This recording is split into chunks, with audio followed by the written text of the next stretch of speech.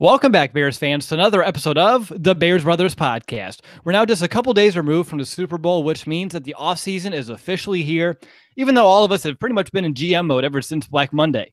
I'm Ross DeWitt, and I'm joined by my Bears brothers, Brandon Hazlett and Nicholas Moriano. Brothers, I want to know, how have you been over the course of the last week? And Brandon, I stiffed you last week, so go ahead and kick things off. Well, I had a birthday between now and then, so I'm definitely a year wiser, I think. Oh, that's good. Or at least a couple days. Yeah. Couple days anyway. How about you, Nick? I've been good. Just been easing my way into work, just staying busy. But yeah, football's over with. But you're right. We have all been in GM mode since that Black Monday, but been good. Awesome. Good to hear, guys. So remember last week I said I want to kind of begin these off-season shows kind of with like a unique twist and kind of a fun twist, kind of help our listeners get to know us just a little bit more. So this week I want to talk about some movies, and I want to know, if you could be in a movie of your choice, what movie would you choose and what character would you be? Huge question. I know, a lot to ponder. So I'll go ahead, be the nice guy, even though I already know this question's coming up, let you know who I would be in what movie. And I would choose Happy Gilmore, and I would be Happy Gilmore. It's a movie that I watched as a kid, countless times growing up. And honestly, I think it would be pretty awesome, to find my calling, and of course, finding myself taking down Shooter McGavin, getting myself one of those gold jackets. Plus, I get to save grandma's house. It's a pretty awesome story to go ahead and live. And you get the girl at the end. You get to see Chubbs up in the sky. Overall, that's what I would do if I had to choose. But Nick, I told you you're going to be stumped. Are you? I thought about, I'm glad you went first because I would have been like, I have no idea. But I've always loved superhero movies, and my favorite superhero, and I have a little figure back there. You probably can't see it, but it's Spider-Man. So, and I'd actually be the new Spider-Man, younger guy in high school. So just to have the powers, and you're always going to get the girl at the end. You'll have your enemies. You get to fight crime and stuff. That would be awesome. So I'd be Spider-Man, Peter Parker.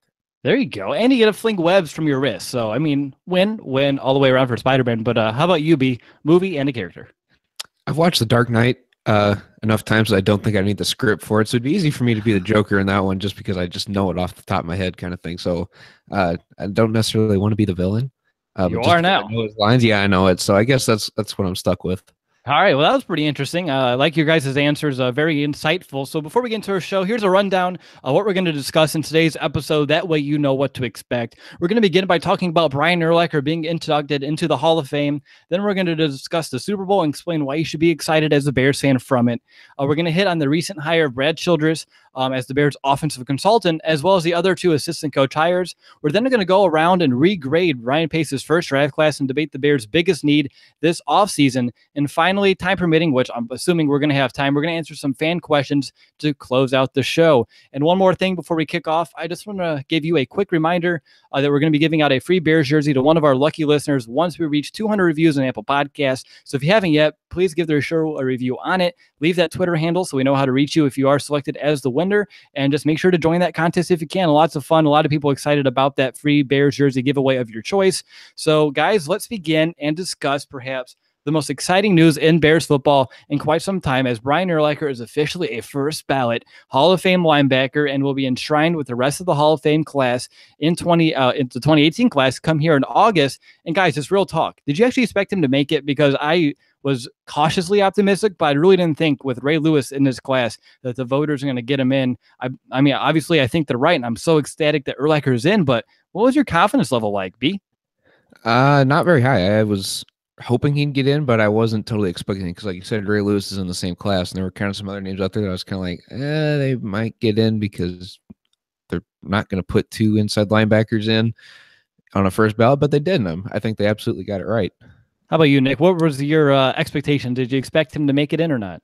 Honestly, I'm going to say no, just for the same fact that not a lot of players at the same position get in at the same exact time. First ballot, too. So I was a little wary, and so was Brian Urlacher. I heard on the radio today, he actually spoke about it. He's like, there's a lot of great players, and I know I was great as well, but it was a hard class to get into, but he did. So kudos to him. Yeah, exactly. Very, very much kudos to Brian Urlacher being, and he mentioned that his bust is actually going to be bald-headed, so that's the good news as well. A lot of people are thinking, I wonder if it's going to have hair. It's not, which obviously is the correct decision. When I think about Brian Urlacher, manning the middle of that defense, I don't think about any hair on his head. So I'm happy that he decided to go bald. And something I want to mention, I don't know, I put in my notes is like, say it if you're crazy, and maybe I am, but I want to talk about that superstitious thing. Brandon, I mentioned this to you a few days ago about the Urlacher curse. I mentioned this probably the very first season of this podcast, right? Ever since the Bears let Brian Urlacher go, they're only 27-53. And I always felt like how they let him go is like, that huge rift between him, the franchise, how they just didn't do it in a very respectful manner. I always thought there's like a slight curse on this team, but you just have to wonder now that he got this much needed recognition, becoming that first ballot Hall of Famer, maybe it'll lift the Urlacher curse. Everything else is seeming like things are trending in the right direction and behind the scenes here in Hallis Hall. But again, that is just one man's very strange, very random opinion. But guys, I want to go around the horn, perhaps share our personal favorite moments of Brian Urlacher's storied career in Chicago. And if you're watching live or watching the replay, or even if you're listening to the podcast, feel free to let us know either in the comment section below here on YouTube or tweet us, Facebook us, whatever, your favorite Urlacher memories as well. We like to celebrate, our great players. And guys, I have so many memories that come to mind when I think about Brian Urlacher. So I'm going to let you guys go ahead and go first. I want to know where you guys are thinking, because I have like 4 listed here, and I'm not going to go through them, but I just went down what I remembered off the top of my head. But how about you, B? I have 2 of my favorites on here. When he picked off Matt Hasselbeck for that pick 6 that he had, it was one of those moments where I was just kind of sitting there watching the team, and was all of a sudden just so excited because Urlacher picked it off and took it all the way back to the house. I mean, that's exciting, right? I think that was his last one he took back. But the other one was when he lifted the trophy when they won the NFC. The Hallis Trophy? The Hallis Trophy, yeah, when they won the NFC title that year. The year they went to the Super Bowl, obviously. So those were the 2 that really stood out to me when I was looking back at my favorite moments for Brian Urlacher. Sure. In that NFC title game, too, one of those memories that kind of stick out is when Reggie Bush was running past Urlacher, going for the end zone, pointing back at him, taunting him a little bit. I mean, of course, the Bears kind of, turned that game around in the fourth quarter, scoring, I think, 21 unanswered points. But one of those memories, too, like Reggie Bush pointing back at Urlacher. Obviously, Urlacher had the last laugh there, but one of those I have as well. But how about you, Nick? What's one of your favorite memories of Urlacher? Yeah, so it has to be in the interception, the NFC Championship game, just because I got to see it firsthand. The Bears were down at the time 14-0 with a little over 9 minutes left in that game in the third quarter, and he just jumps the route and picks off Rodgers. If only could have, made it all the way to the end zone, that would have been spectacular. But the Soldier Field went crazy when that happened. We needed some life in that game, and just me being there, that just made that moment that much more special for me. But that's easily my favorite Urlacher moment. I mean, that's a great one to pick, especially being there in person. The stakes were high. I mean, that's definitely a huge and an awesome memory to have. For me, it comes from when I'm 7 years old, and it was his first ever matchup against the Packers, and he took down Brett Favre in a sack, which I remember that one, and that's kind of the last I had of that. I just remember that huge sack on Favre.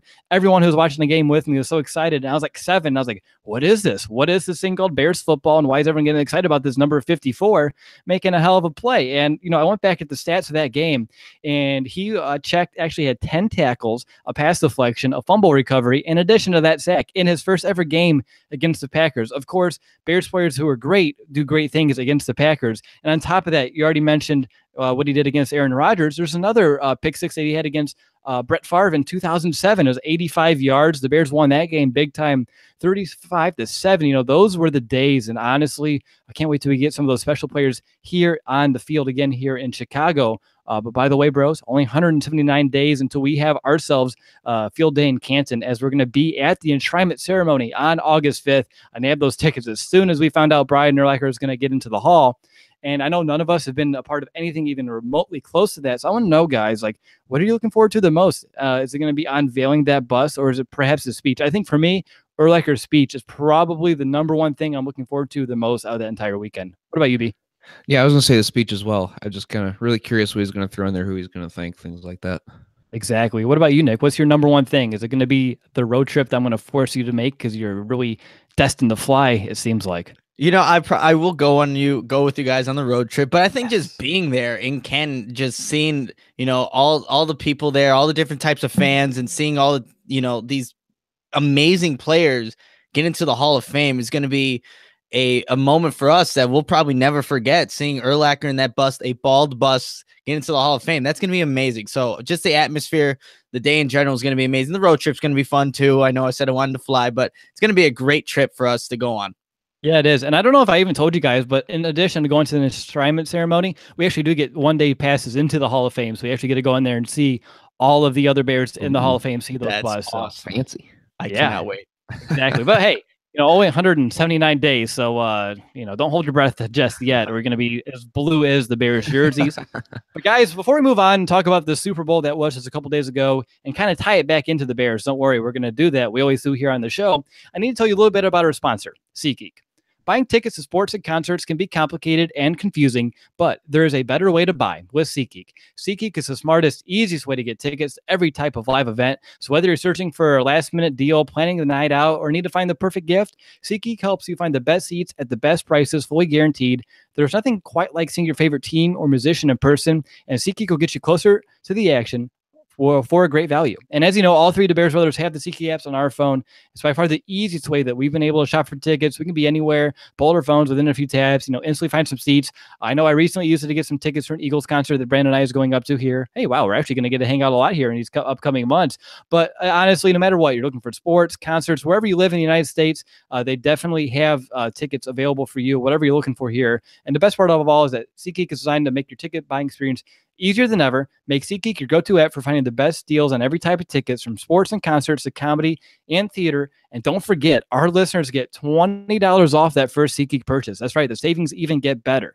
Just download the SeatGeek app and enter the promo code BEARS today. That's promo code BEARS, BEARS, for $20 off your first SeatGeek purchase. Alrighty, well, I'm Will DeWitt, joined by my two Bears brothers, Brandon Hazlett and Nicholas Moriano, and we are now moving on to a mini discussion here on the Super Bowl because I just want to kind of quickly hit on it.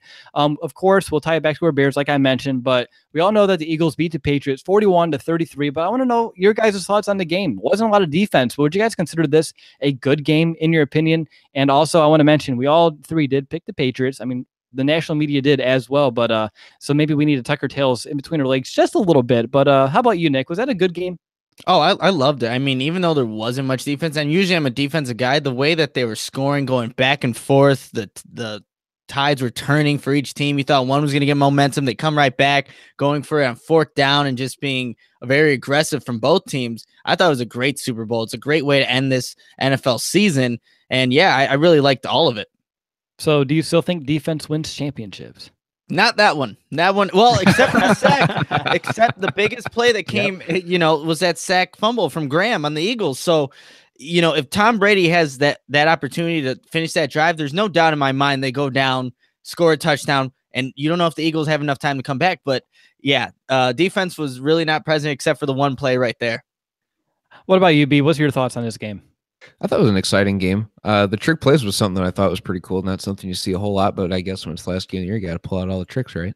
Exactly. From the Bears. Right?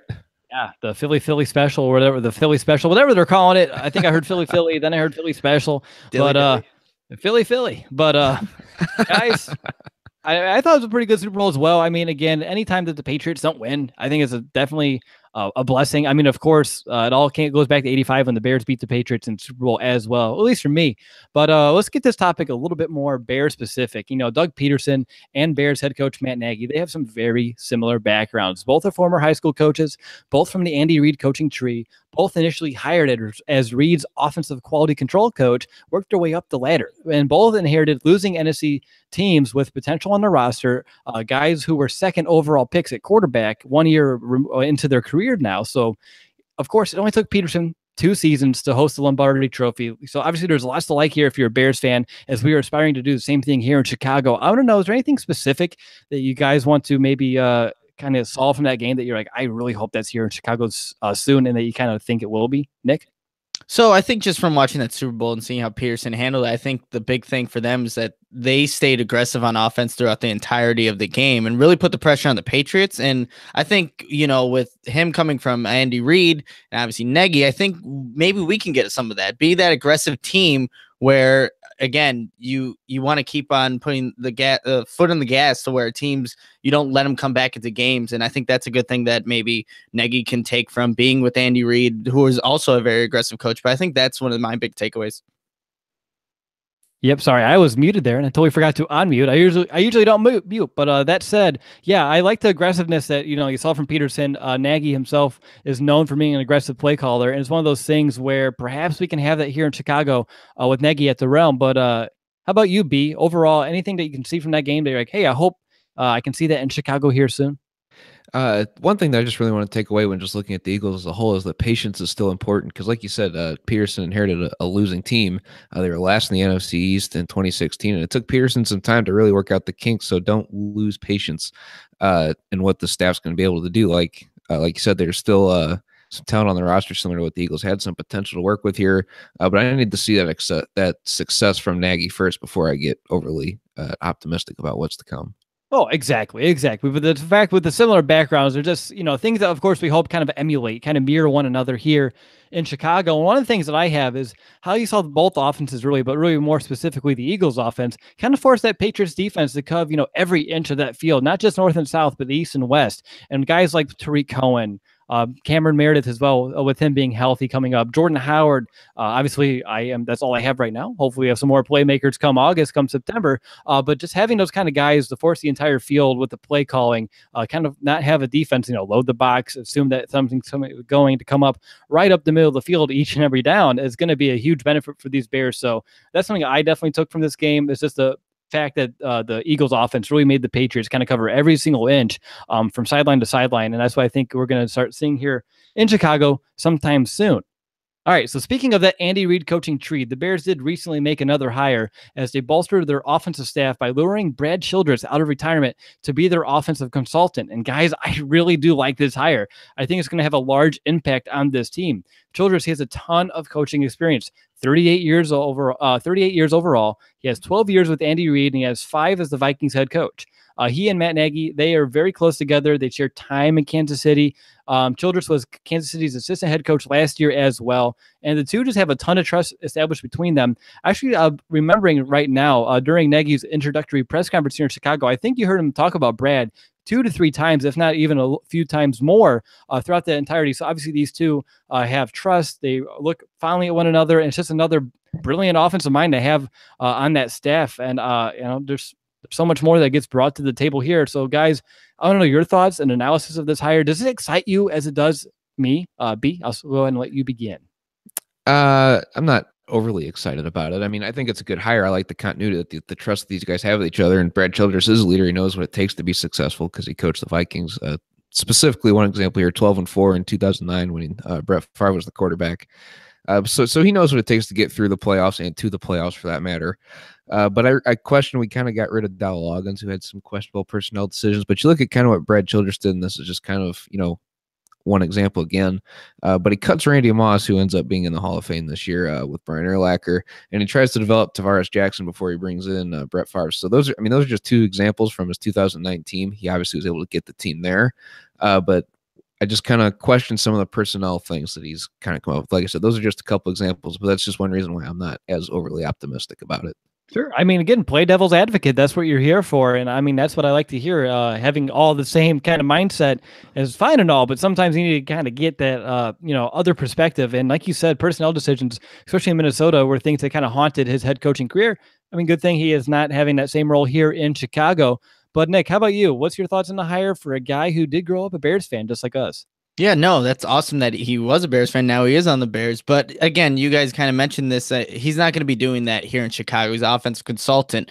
But I think it was on a previous podcast. We were talking about whether or not it was a good idea to bring in a lot of experienced football minds into one organization. I said I was all for it. You get a lot of guys with different perspectives to give you an opinion on something that maybe they went through at a previous team. And now Childress has a lot of, coaching experience around the league. And he's already familiar with Nagy in Kansas City. So I think it's a great thing bringing in a mind like Childress to help out the Bears in any way that he can.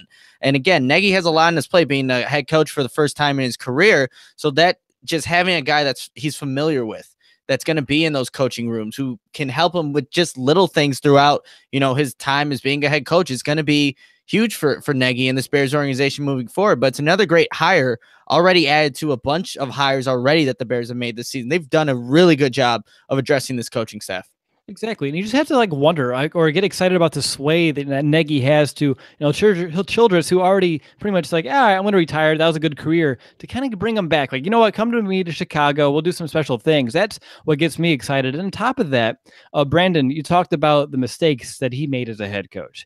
Obviously, he's learned from them, and this is something that he can kind of be in Nagy's ear just a little bit. Like, hey, don't make the same mistake that I made. Those kind of things. Don't you agree? Right. Oh, I agree. And no one's perfect. Everyone makes mistakes. But just the one thing that stands out is when you cut a future Hall of Famer, like. I understand. I mean, we let Brian Urlacher go, right? That's absolutely true. All right. Hey, and we Like I let said, him no go. one's We didn't perfect. even get anything back for him. So. Right. Very true. Hey, Brandon, there's a lot of people in the chat that want to see your sweater, and they want you to actually stand up to see it. So, I mean, I'll move the mic out of the way real quick. Yeah, but people they're inquiring about the sweater. Just had to put that out there before we move on. I got it as conversation. A Christmas present.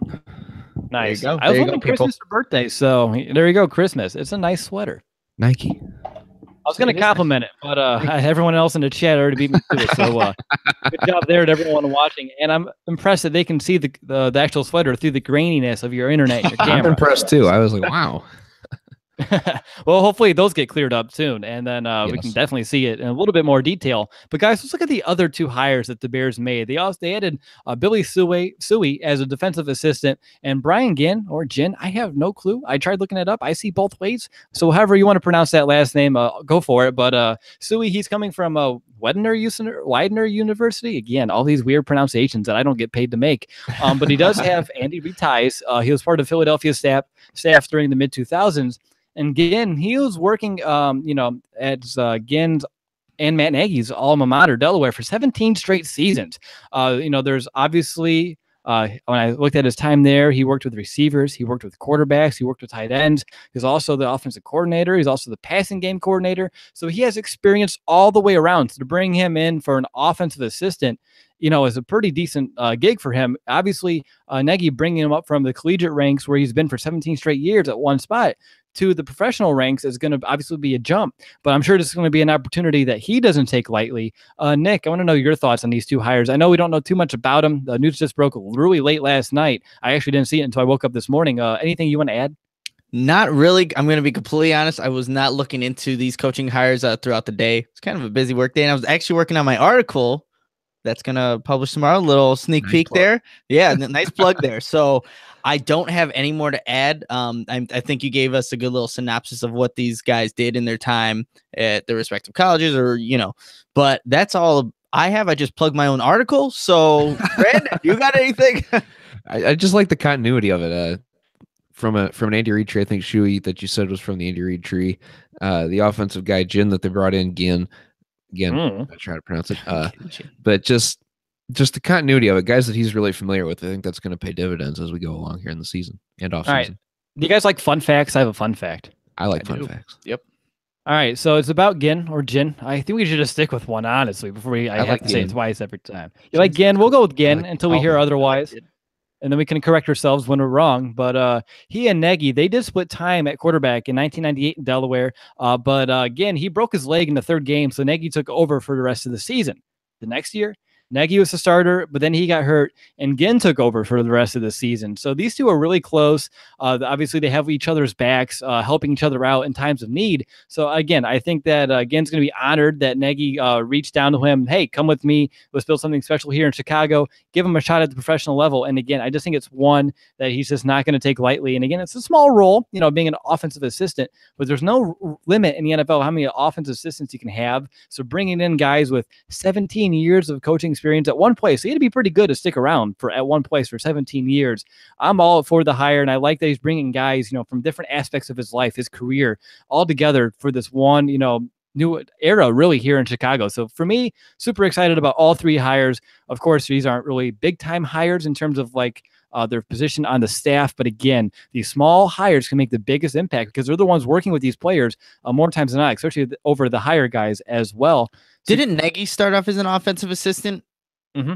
As in Philadelphia. So, I mean, this could be a opportunity for him to, go up in the ranks and maybe he becomes something. Who knows? But yeah, that is interesting that, obviously our head coach did start off the same exact place, working his way up the ladder. And Ryan Pace does like to hire those kind of guys who did the exact same thing that he did to get at his position. Now him being a general manager. So I think that he looks for that in these types of coaches that have worked from the bottom and are just slowly making their way up in the ranks. Yeah, and the guys who slowly make those way up, or are kind of like, of course, Ginn, who was stuck down there in Delaware for 17 years. I wouldn't say stuck. I think he stayed there because of his alma mater. He wanted to be there, give back. But that's a passion to stay that same place for all those years. That's a ton of love for the game of football. That's not a glamorous spot. Being an offensive, he pretty much did every positional coach you can do there. But just working on the offensive staff in Delaware isn't the most prestigious of jobs. I'm sure he can have got other ones.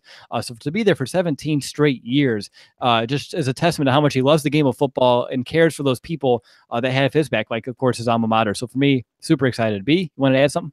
Yeah, I was going to say that kind of speaks to him as a character, just being a loyal person to stay there for that long. I think that will really pay dividends for the Bears, hopefully, too. Maybe if Nagy goes down with an injury on the sideline or something, he can step up and be head coach, just like old times. Jeez, that's awful. I don't even want to think about that, but all right, guys, I want to move right along, and it's time to regrade Ryan Pace's first draft class as GM of the Chicago Bears.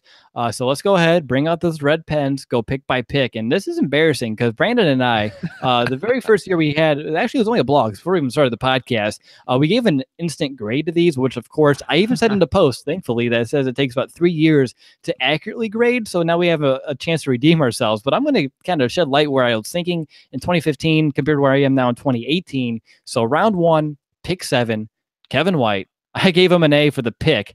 That's obviously changed. Now for me, I'm giving this an F. Only played in 5 games, 21 catches, 0 points. Can't really grade a guy based off of this, but here we are. It's not a pretty grade, of course, the F, but I wish we had more of a sample size to work with. I will say that he did appear to be coming along nicely before being hurt in 2016, but that injury prone, it just has us being guessing, what we have or don't have with Kevin White. He's coming up in that last year in that rookie deal, so it's really now or never. But from now, I'm still labeling this as a bust pick. Could have gotten guys when you're looking at the draft board. Could have got like a Vic Beasley, a Trey Waynes, a Todd Gurley, a Devontae Parker, a Marcus Peters instead. That hurts looking at those names. But what does Kevin White have in the tank, both physically and mentally, after 3 straight years of pretty intense rehab? We'll find out soon. But for now, I have this as a bust. He has time to change that label, but it just feels rather unlikely. So yeah, 2015, I gave this an A. Now it jumps down to an F for Ryan Pace's first ever pick as the Chicago Bears GM. But how about you, B? Where are you at? It's kind of funny that you brought up Trey Waynes because in 2015, that was a guy that I was so like, we're going to get a defensive back early because we need to upgrade this position. And then they went Kevin White, who I gave an A also as well, obviously down to an F because I don't think at this point he was the next highest guy behind Amari Cooper, who the Raiders selected with pick number 6, I believe. So I didn't expect him through 3 years now to have played 5 games and less than 200 yards receiving. So I almost have to give an F because there's no other way to grade it. But when you bring up Trey Waynes, that's a guy that I was like real heavy on about the time in 2015. Now you look at him and it's like, yep, I think we kind of let that one go by us. Exactly. And even looking back at 2015, I still would give this an A with all the potential that Kevin White brought to the table. Yeah. It's just those nagging injuries that, of course, has derailed everything that we hope for with them. And Nick, you weren't here in 2015 on staff. I think you were a freshman at University of Iowa or close to it, maybe a sophomore then. But well, at least during draft time, a freshman. But yeah, where were you thinking? And then what are you thinking now? Well, I thought Kevin White was going to amount to, do some good things in Chicago, which is a physical guy, can run down the field, get the jump ball. I'm glad I didn't draft it, though, because, it was what it was. And then you take 3 years to see what they amount to. But I'm also giving this an F. But I will say this. I've been seeing like a lot throughout Kevin White's career. There's been a lot of negativity. And he gets all this crap on social media. He didn't ask for this. Do you think that a guy whose dream were to play in the NFL for probably since he started playing football, and once he gets there, this is what his dream is right now. 3 consistent years of not being able to play. This is not what he asked for. So for all the people who give him crap, don't. I mean, yes, he most likely will be a bust with the Chicago Bears, but he didn't want this career. What guy who works his entire life to get to this point to what he's been working towards his whole entire life, and then it's taken away from him because of these injuries that he didn't sustain even when he was in college. So these are just freak injuries that are happening to a person, and it sucks. So all the crap that I see on social media, just stop it. No need. It's not going to make Kevin White a successful pick for the Bears. It's not going to help him not get injured, but he didn't ask for this. Still a bust, but I just want to put that out there. No, exactly. It's hard to see that stuff over and over again, but I have seen over the course of maybe like the last week or two, a lot of Bears fans becoming a little bit more vocal that they still believe in him, especially with the new offensive system that we're going to have in place. And if he can stay healthy, expect that he might be able to still kind of redeem his career, which of course he has the chance. We'll find out here in a few months, but I mean, there's no reason we should hope he fails. I mean, he's a first-round pick. He has potential. We just need to see him on the field. And again, in 2016, he had like the most catches throughout 4 games than almost any Bears receiver in history. So for him to, of course, get hurt year in and year out, mentally taxing, mentally exhausting, but he has shown resiliency to coming out every year with a positive attitude, and I don't expect anything different this year. But yeah, right now, F, because again, we only have 5 games to work with, and you can't really do anything with that after 3 seasons. But guys, let's move on to round 2. Pick 39. That's when we got our nose tackle, Eddie Goldman. And Nick, I'm going to go ahead and let you begin this one. Yeah, so Eddie Goldman, I mean, early on in his career, he dealt with some injuries, and we didn't really know if he was going to be a guy that we can rely on. But, you know, this past season, the healthiest he's been. And I think when he's on the field, he's a great player. He can definitely take on double teams, get past offensive linemen, get in the backfield when he needs to. I just want to see him, you know, consistently stay healthy and then get to the quarterback a little more. This grade, right now, I give it a B because I think he's just going to further improve being under Vic Fangio again. He was healthy all of last season for the most part, so I think he continues on that route. And then, you know, he's going to be able to get to the quarterback. You add some more talent around him, he'll be able to win those one-on-one matchups and become a consistent good player for the Bears. All right, giving that a B for Nick. How about you, B? I gave it an A+ at the time because I really liked him out of Florida State. I thought him and Jameis Winston were just kind of like those 2 guys at Florida State that someone was, you know, was a must-have for some team out there. And I'm glad the Bears ended up with Eddie Goldman because, like Nick said, other than his injuries, he's been a very solid player, and it's kind of hard for any Bear under John Fox to say that he had a full season. So it was good for Eddie Goldman that he finally was able to get one last year, full season in. So good in the run game. Occasionally gets that good pass rush in there up the middle. I give it a B+. So adjust from an A+ to B+. That's not too bad after 3 seasons. No, I mean, I was very close to being like, I was right with the A+, but it's hard to give an A+ to a guy who can't be on the field consistently. So yeah, that, and I think A+ is a guy who's like a perennial Pro Bowler, right? Yeah, and he's not quite there. Not yet. We'll see. I mean, he's only had 3 seasons, plenty of time. I like how it changes. When we do it after 6 seasons, he might be there. Yeah, exactly. We'll see how it goes. For me, I gave it an A at the time. It wasn't at the A+ mark, but I'm down to a B. Like you guys mentioned, the durability concerns. But outside of 2016, he has played in 30 of 32 games. But in looking at his stats, he has 84 career combined tackles, 8.5 sacks, a fumble recovery. Like we mentioned, he's a solid anchor for the defensive line. But I think if he wants to get a higher grade, he just needs to find a way to make a few more impact plays. You don't need a ton from your nose tackle, but just a few more. You know, only a 1.5 sacks last year. Getting back to that 4.5 mark, what he had as a rookie, would be really huge. Of course, next season and every year following. Right now, he's a solid player, but I know he has more potential waiting to be unleashed. And hopefully, he can stay healthy, unleash that potential, kind of untap it a little bit. And I'd be happy to move this up to B+, A- if we revisit this year in a couple more years. All right, round 3, pick 71. This is a good one. Hronis Grasu. At the time, I gave this one a B. I'm going to drop that down right now to D+. That's a D as in dog. That way anyone listening is questioning. He started 12 games in 3 years, had an entire season due to an injury. Kind of see a theme here with durability. But just too often, even when he's on the field, he's just a liability. He doesn't seem to have the build or the strength really to be the anchor on the inside for the offense. Could have drafted guys looking at the board as well. David Johnson, Ty Montgomery, Stephon Diggs, Jay Ajayi, just looking at some of the names that were available at the time that we could have had it instead. But again, Hronis Grasu, even when he's on the field, how many times do we say, oh, no, Hronis is out there? You know, you don't want to see it. So for me, a B at the time, I thought he had potential to develop, but I really think his development has been a little slower than I expected. So I'm dropping it right now to a D+. I have a hard time thinking he's actually going to make this roster here in 2018. But Brandon, I'm going to go over to you. What was your grade and what do you give it now? I gave it a C plus at the time because I thought that there were other positions that needed upgraded. But actually, when you look back to 2015, I'm kind of glad that he was drafted because the full-time center at the time, Will Montgomery, went down. And so he was the step-in guy. And you could tell that his size was just a disadvantage for him throughout the entire year. And that was something that we said when we drafted him. Will, you even wrote about it there that he needs to be able to beef up to be able to be more effective in this league. And that's still true today. So I give it a C minus just because he's, like you said, he is sort of a liability out there. He doesn't give up too many sacks, but the pressure comes a little sooner when he's in there at center. Exactly. You just see him in his backpedal way too many times. The quarterback's supposed to be the one doing the backpedaling, Right. not the offensive lineman, especially with it just happens so fast. It's just annoying to me right now. But Nick, I'm going to go over to you. Hronis Grasu, what's your grade? I actually gave him a C plus.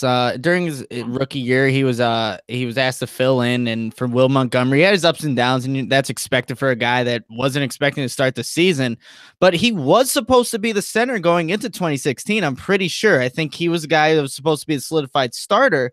Obviously, gets injured that season, so we don't know what could have happened to Grasu. And then we see this past season when he gets in there, he looked overmatched, overpowered.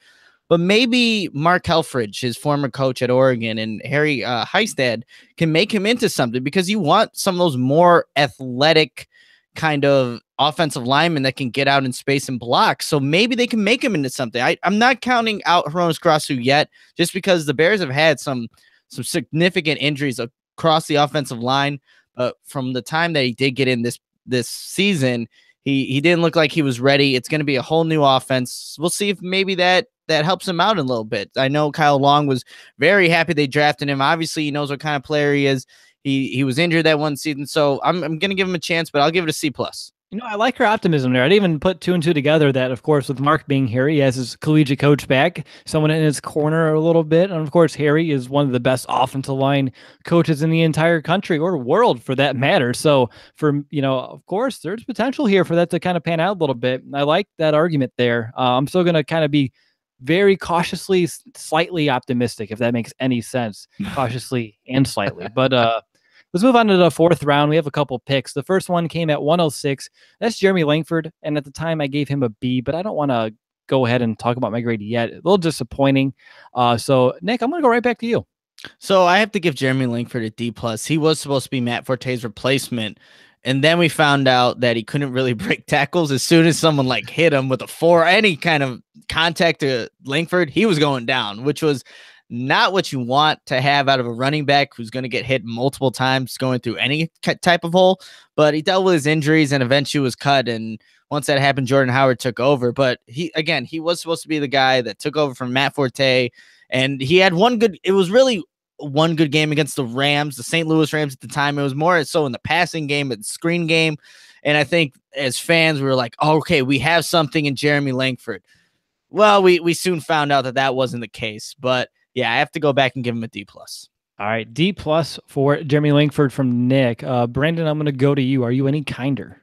I think I also gave him a B on the immediate reaction because, like Nick said, and similar to Hronis Grasu, he was kind of an important piece of the offense in 2015. He was the backup to Matt Forte, had some good hands, had the one big game against the then St. Louis Rams. Then he hit that sophomore slump, got injured, and then fell to Jordan Howard, and the rest of it's history from there. So he did his job for 1 year, and that's really, I guess, anyone could have asked for him. I know I was high on him after that 2015 season. We got a guy with some potential, and then it just kind of all fell apart. Unexpectedly, I think I was a little too optimistic on him, but he's not with the team anymore, so I got to give him an D. Just in the long term, he just didn't pan out like we thought. Exactly. That's what I get. I gave it a D minus. I think it's more because I was very disappointed after I got my hopes up, especially after that Rams game that we've already mentioned now a couple of times. But oddly enough, I didn't even know this. He did put up over 1,000 total yards as a Chicago Bear, which honestly is insane. I didn't know it was that much. But the fact that he went from that to not being on the team, it's just an incredible shift of events for him, obviously in his career as well. But obviously he just didn't have what it took to be a number one back or even a durable or consistent backup. Like Nick said, if a guy got his pinky on him, he was going to the ground, and that's not what you want out of your running back at all. But here we go, Jordan Howard. We're not in bad shape here in Chicago, especially with him, Tariq Cohen as well. So things are, working out for the better, one could say. But let's move on to the same round, fourth, but to pick 142. This is where we have Adrian Amos, and I believe Brandon and I were pretty high on him from the get-go, right, B? What was your grade? I gave him an A or an A plus, just immediately because I even said in the little blog portion that I had that he was a steal this late in the draft because some guys had him projected second and third round. We got him in the fourth at 142. So there was a time where it was looking grim for him, and I think you guys, not necessarily me, thought that he was going to get cut this past year, and then Quentin Demps comes in, takes his job, and he gets it back and never looked back with it. He went from potentially being cut to being a lock on this defense now. So I gave him an A minus, and I think I'm gonna stick with that. All right, I like it. I'm gonna have to look back at the tape. I don't know if I said cut. I just thought he would be a backup, but I wasn't really high on his lack of impact plays his first couple of seasons. But that's kind of changed this year, at least with that one awesome play. But before I get into it, I'm gonna go ahead and go to Nick. What's your grade on Adrian Amos being at pick 142? Yeah, I'll admit that I didn't want Amos. I know I definitely expressed my opinion on that. I'm like, Amos, you're out of here. You're not going to amount to anything, not a playmaker. Well, shut up, Nick. That's all I have to say now. But I have to give it an A minus. I mean, his rookie year started off, he played 99.71% of the snaps. There, we have a player that's going to be consistent, who's at least going to be on the field, which is great. Goes into his second year, doesn't do much, kind of takes a step back in his play. And then obviously this year loses his starting job, but comes in. And, he plays pretty darn good in coverage, coming up to make hits in the backfield. And what he has with Eddie Jackson right now, that chemistry, I really like that moving forward. And obviously he gets his first interception, that pick 6 against Baltimore. That was great to see. But yeah, that's a steal in that fourth round to get a quality starter in Adrian Amos. And, there's reports saying that he's one of the best safeties in the league right now. I don't know about that. That's stretching a little bit too much, but definitely a quality starter and a good guy to have on this defense. Yeah, he really is. And if you're watching what the Bears uploaded today on their YouTube channel, what does Adrian Amos have inside of his locker? It's interesting stuff. He's a little bit of a hoarder. So definitely check that out if you want to. It's miraculous what guys can kind of stuff into their locker. But for me, at the time, I did give it a B+. I'm going to bump that up to an A because he's appeared in 44 games. He started 41. Honestly, when you look at the rest of the guys, we got Jeremy Langford, Hronis Grasu, Eddie Goldman, and Kevin White. I think if you take out Eddie Goldman, Amos blows everyone out of the water if they combine all their starts in the snaps played by far. Even with Eddie Goldman in there missing that his second year, or at least a good chunk of it, he might outplay every single one combined so far in this draft. So for him, that durability, that consistency is huge. And on top of that, he steadily did improve, from year 1 to year 2. Then he took that big jump from year 2 to year 3, which is fantastic. That's what you want to see out of a guy. That's why it takes 3 years to accurately grade a draft class. But just looking at his first 3 seasons as a Bear, he has 200 combined tackles, 2 forced fumbles, that pick 6 that we mentioned, which was my monster moment of 2017. And it just looks like things are only going to get better under Fangio. Things are going to take flight even more, especially like with Nick, what you mentioned with Eddie Jackson, that pairing back there. Lots to be excited for. So for me, I'm giving this an A. He made a believer out of me last season. So for me, I'm going to go ahead, give this an A, especially because at the time we thought it was a steal. And right now, especially when you look at the rest of that draft, especially that round, huge steal by the Chicago Bears there in the 4th round. All right, so we only got one more pick to go. It comes in the 6th round. I'm interested to see how you pronounce his name. Teo Fabuluje, right? Yeah, nice. Nice. Ooh, see? That's the one name I could pronounce. He's not even here anymore. All right, so this is where things get embarrassing because at the time I gave this pick a B. I thought he had good potential to develop. I thought he had the size, the athleticism to kind of fit into what we were doing at the time here. I believe even at the time we had Adam Gase as offensive coordinator. So I thought things were going to be looking okay for Teo Fabuluje. Not so much. I can't believe I gave him a B.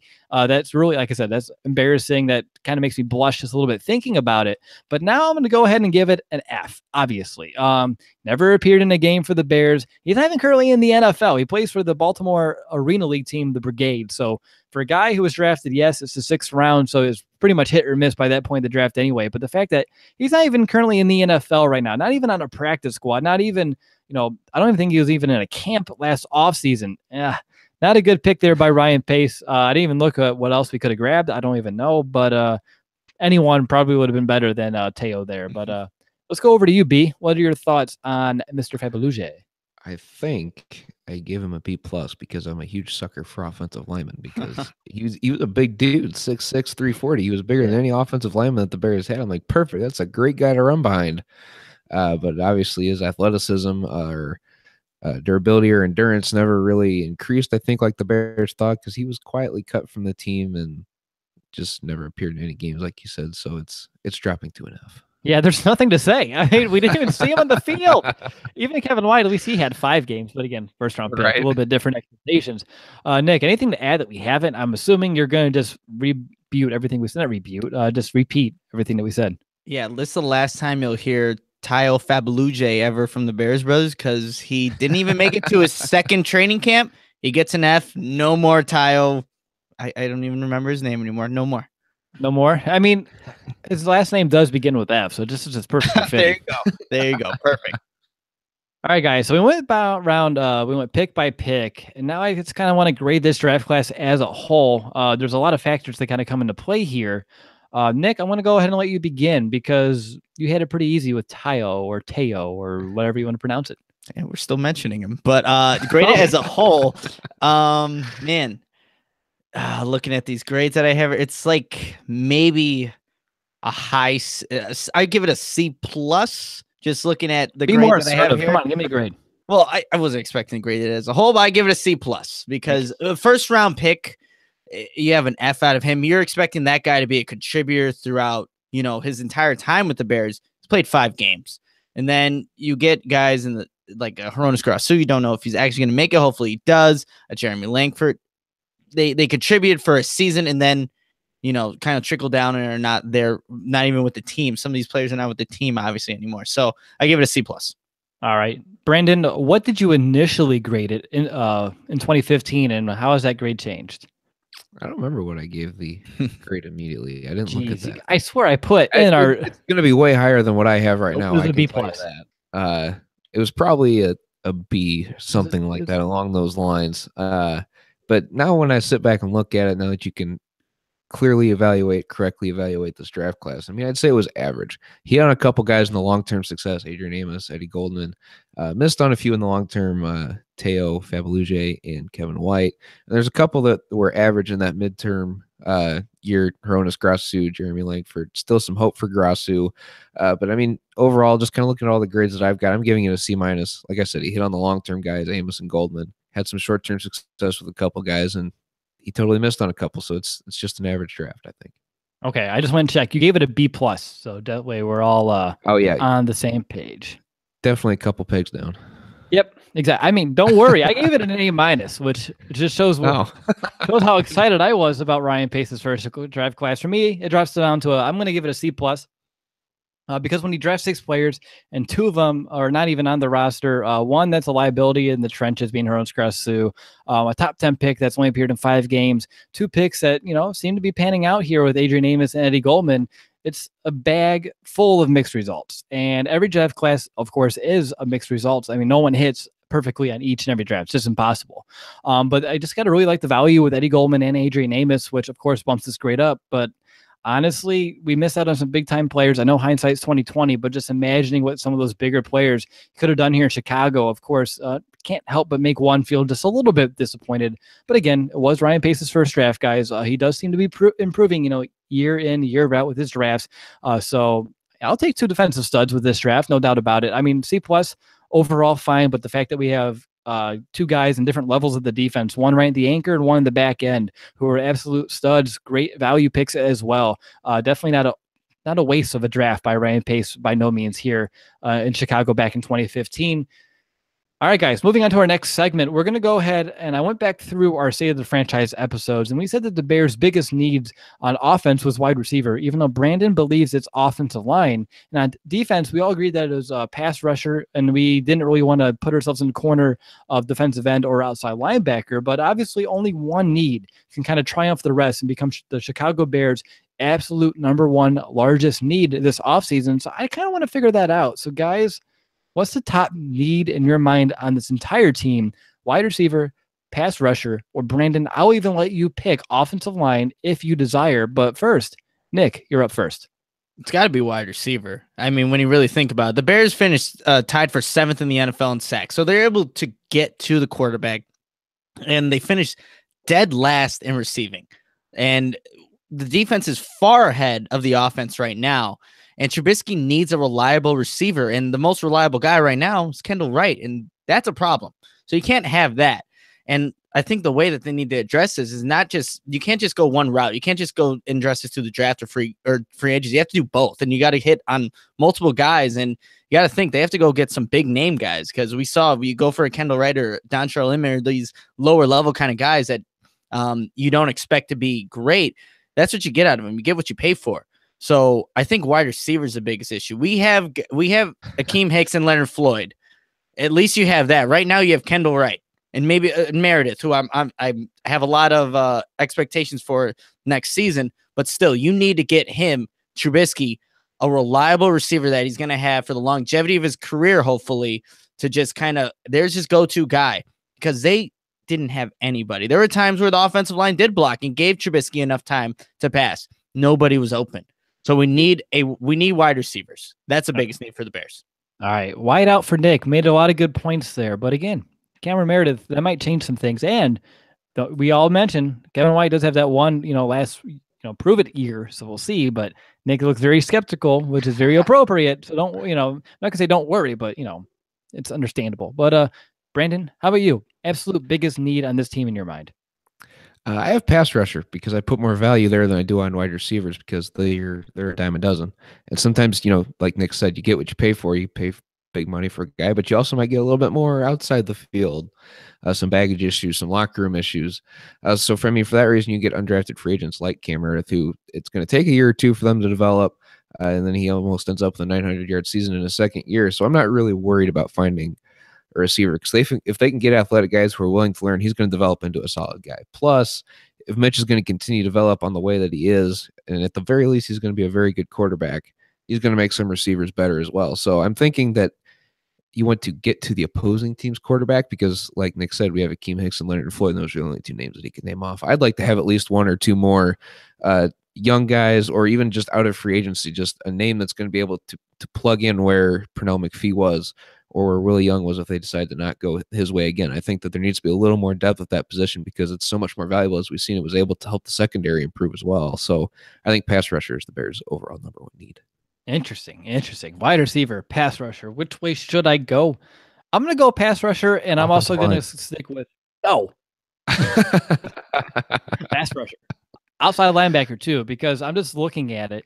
Obviously wide receiver, offensive line have their fair share of question marks, but obviously with a team that's coming off of 5-11 season, you're going to have question marks, all across the board. But we talked about it last week, pretty much in full, that this outside linebacker unit is two things: aging and brittle. And I think that the Bears defense, especially with Fangio, it really works its best when he can generate pressure with only 4. And last season, especially towards the end, I think we started to rely just a little bit too much on sending those extra rushers. So the Bears need someone alongside Floyd who can make an impact. And they also need to find some younger quality depth at the position. Guys can go out there and just make it a little bit deeper at the spot, because I think if the Bears can go out there, be deep, have a more of a rotation there, instead of having to have Leonard Floyd be out there for the most of the game. Pernell McPhee, who's here, even Willie Young, Sam Acho for that fact. We need the guys who can come in, play a role, be a part of a rotation, keep guys fresh all season long. Looking at defensive end, we talked about it a lot, how Akeem Hicks kind of fell off after the bye week. Just because they had no one to spell him. So for the Bears, they need to find a little bit more depth across the defensive front, keep guys fresh all season long. That way we don't have that kind of, falling off a cliff here come week 8. All of this said, I almost changed my mind, because corner technically is a top need, because we don't have any under contract besides a couple. We don't have Bryce Callahan. We don't have Kyle Fuller, Princeton McCamara. Like, our top 3 corners are gone. And it's right now, it's like I said, Crevon LeBlanc and DeAndre Hall right now, and Marcus Cooper. I keep forgetting about him, which isn't a bad thing. But yeah, corner might be one too. I'm sure someone can make a great argument for that in the chat, or reach out to us on Twitter and let us know. But guys, any final thoughts on Bears' biggest need before we move on to the final segment? Nick is wrong. I like how we both tried to clarify our point. But with that being said, I think we both got it out there. Wide receiver is the biggest position. Oh. Yeah, you guys both blurted it out. All right. We're down to our final segment, so it means that it's time to answer some questions submitted by our fans. And this is one of course, one of my favorite moments, and ours as well, throughout the entirety of the show. So without further ado, here we go. The first question comes from someone from last week as well. Chicago_1996_ on Twitter. That's a lot of typing every time to find that handle. But he wants to know, number one, can we become a dynasty? And then he asked if Kevin White is a bust and what we should do with him. I think we already hit on Kevin White enough. So I want to know, guys, it's way early. Is there a chance of becoming a dynasty? I don't know if another one can do it besides the Patriots in the modern NFL, at least right now. No one's even gotten close. Thoughts, Nick? Can we get to 500 next season or any season? That should be the goal, or a better question to ask. Become a dynasty? I mean, the Patriots, yeah, and they have the greatest quarterback of all time and arguably the best coach to ever coach, and they did it. But can we become? Can we? We can. Is it possible? Probably not. I would just like to see consistent, slow progression, just to get to 500. That's what I want to see. Exactly. Stepping stones. 500. Win the division, win a playoff game, and then we can start talking about these sorts of things. I think dynasty right now is slightly overzealous. B, do you even want to chime in here? I have a better question just to top next because I'm trying to win this battle here. But are you willing to become patient? Because like Kevin Garnett said after he won his championship with the Boston Celtics, anything is possible, but you just got to really be patient for it. I think Pace needs a few more draft classes that are going to be sustained, build some continuity, develop some of these guys, and then be able to have sustained success on top of that. There's a lot of ifs in there, so you just got to be willing to be patient. Yeah, and again, dynasty is a long span of time to be successful.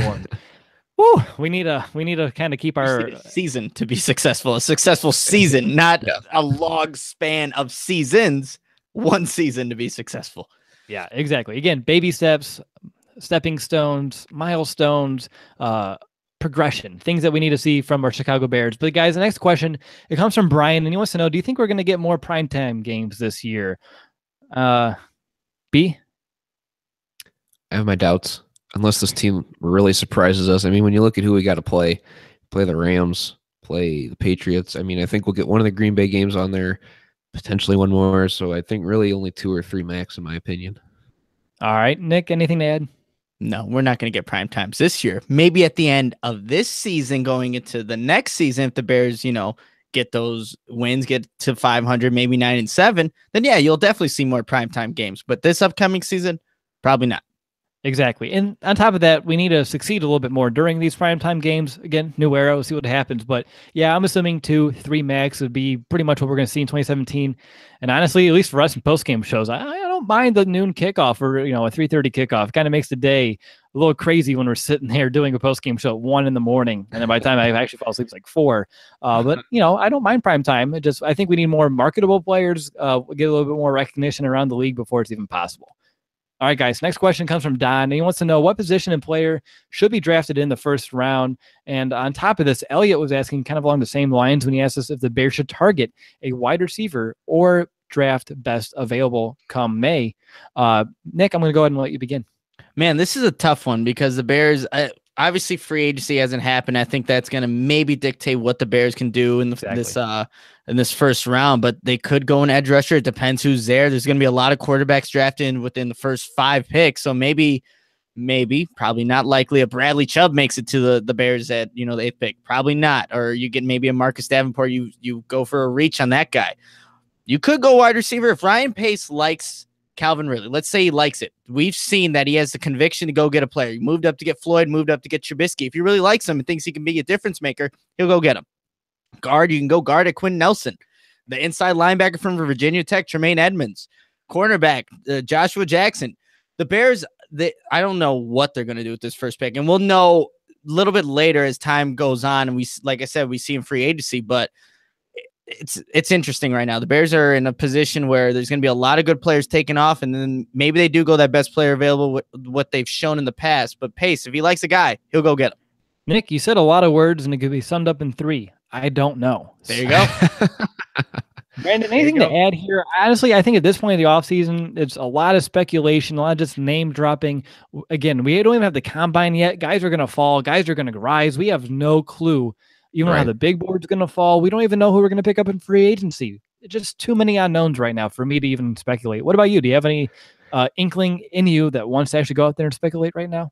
I just want to contradict Nick again. He said free agency is going to kind of dictate what we do in the draft. I don't think so. I think regardless, he just goes best player available. And I said might. that. I said might. Okay, might. I just heard it and was like, oh, I can contradict that. But no, I'll name drop. I like Quentin Nelson out of Notre Dame, obviously. And Calvin Ridley seems to be a guy, even though I just bashed wide receiver position. That kind of seems to be circulating around the Bears. So just kind of want to throw it out there. I'd be okay with that at 8. Okay. Wideouts. All right. We have 2 more questions, guys. No fists. Let's just kind of keep them on your side. I don't want to see any cracked screens or anything of that nature. But this next one comes from Thomas_Barry on Twitter. He wants to know, with Malcolm Butler being benched for the Super Bowl and his future in New England in serious doubt, I think we know the future. Should the Bears make a run at him? I don't see why not. He's a good corner. Obviously, he's played for a championship caliber team. We need all the help we can get it at pretty much any position, but we don't know what's going to happen with Kyle Fuller. We honestly, if he would be an upgrade over someone like a Prince Mukamara, so I don't see why not. But there's going to be other options in free agency as well that might be a little bit at a better price point. But what about you, B? If Bill Belichick benches him in the biggest game of the year, I'm not sure that I want him on my team. And I've heard it's been a variety of things he was benched for. He was sick, late to a team meeting, some off the field distractions for him. I don't think I ever heard a concluding reason as to why. But if Bill had a reason, I'm sure it was a good one. And I don't think that I want to put someone who's going to stretch or bend the rules a little bit in Matt Nagy's locker room in his first year as coach. So I think I'm going to pass on Malcolm Butler. All right. Valid points there. What about you, Nick? You know, the thing is with Butler, obviously whatever he did wasn't significant enough to where he didn't dress in that game. So it might have been a little thing. It's the Patriot way where you have to play to Bill Belichick's rules or you will get benched. So I don't know if it was that significant to where why even dress the guy if he's not going to play any defensive snaps. But I think the Bears should definitely look into it. This is a guy who's 3 years removed from winning a Super Bowl for the Patriots. And we don't know what they're going to do with their corners right now, the Bears. Again, it all depends what he actually did. If it was obviously a big time violation, why does he dress then? But there's a lot of questions circulating around Malcolm Butler, what's actually going on. A lot of players are supporting him, though, including Tom Brady. So maybe this is just a mistake on Belichick's fault for benching him for maybe a little something where he should have, stayed disciplined. Like I said, commit to that, Patriot way. But I definitely think the Bears should look into it. All right. Yeah. No harm in looking into it whatsoever. So might as well. So guys, we have one more question. It comes from Nate. He wants to know, why are the Bears ranked 31st in ESPN's way too early power rankings? Way too early. Exactly. Nick? What I have here, ESPN hates the Bears, ? No, it's just way too early. That's all it is. I mean, we don't know. The draft hasn't happened. Free agency hasn't happened. ESPN just puts those things out there to get Bears fans irritated. We're always going to be in the lower rankings, but we'll see what happens come, when the significant time of the year for football comes back. It just ended. Football just ended. So you're making these predictions when there's no football going on. So we'll see what happens. Exactly. And again, none of us work at ESPN, so none of us really know why they put them there. But Nick, I think you brought up some good points. National media coverage, especially from ESPN on our Bears, not usually so positive. No, not at all. I mean, I remember early on when Urlacher was playing, we'd see commercials. There'd be Bears players in there. You'd see maybe in the Sunday Night Football introduction, there'd be Urlacher there. You see no Bears players, any Bears affiliation whatsoever. It's kind of irritating because, again, the Bears have not been very good. But if the Browns are there for, comical reasons, but again, you want to see the Bears in the national media because that's your team. You want to see that, but hopefully with Trubisky, Nagy, they bring this winning culture here to Chicago, and maybe we'll start seeing that national coverage. Awesome. All right, so 2 more questions from me to Nick. Number 1, I don't know if you've shown your Urlacher action figure yet on the show, and number 2, did you actually? You took it all the way back to the other side of the room. I can here. Watch. All right. Okay. So Brandon, I want to know real quick. I don't even know where to take this right now. I'm just waiting for this Urlacher doll. Do you expect it to be spectacular as I think it will be? I hope so. I mean, I know we haven't necessarily had some of the best experiences in the NFL in the past. Like some of the combine stuff hasn't always been what it's been hyped up to be. It was cool to go still, but after you do it once, that was kind of like it for us. But hopefully, I'm really hoping that the Hall of Fame is going to be something that we want to go back to repeatedly. I don't know exactly. All right, Nick. Without further ado. Yeah, so I have to talk so you can actually see it. So this guy, Urlacher's just been in my basement next to my picture with Urlacher when I met him at training camp. But I figure, we're talking about him in the Hall of Fame, getting in there. We're going to Canton. I might as well bring him there so you guys can see. He's not very focused right now, but I have a little Urlacher action figure that's actually sitting back there. You can't really see him, but I thought it was pretty cool. Had to bring it up for the show. Exactly. I thought you were going to have it here this whole time. But one last thing, Mr. Big Shot. How did it feel before the game, seeing like Jarrett Payton on like the big national stage, only 1 week removed from you being in his studio talking to him? That's funny because my parents were actually asking me like, wait, that's Jarrett Payton. He's the Super Bowl's on, and you just were sitting next to him talking Bears football with him. I'm like, yeah, that's pretty awesome. I can't lie about that. That was really cool experience again, being on CLTV and just to see Payton on the biggest of biggest stages. So what an honor it was. And hopefully, that happens again pretty soon. I mean, that would be awesome, but yeah, it's a great experience and I'm just fortunate enough to be able to experience it. Exactly. So yeah, when I saw that, I was like, Nick just was with that guy a week ago from the day. That's remarkable. That really is. Wow. All right, guys, I think that's going to do it for this episode of the Bears Brothers podcast. I want to thank you all who watched live or to the replay of the broadcast. And another thank you to those who listen to the podcast on the platform of your choice. I know there's like 1.5 million out there. And don't forget to leave a show review on Apple Podcasts to enter yourself for a free Bears jersey giveaway. Once we reach 200 reviews on Apple Podcasts, we'll go ahead and pick one lucky listener to go ahead and get that free Chicago Bears jersey. We're going to be back soon with more Bears talk. But until then, bear down, Chicago.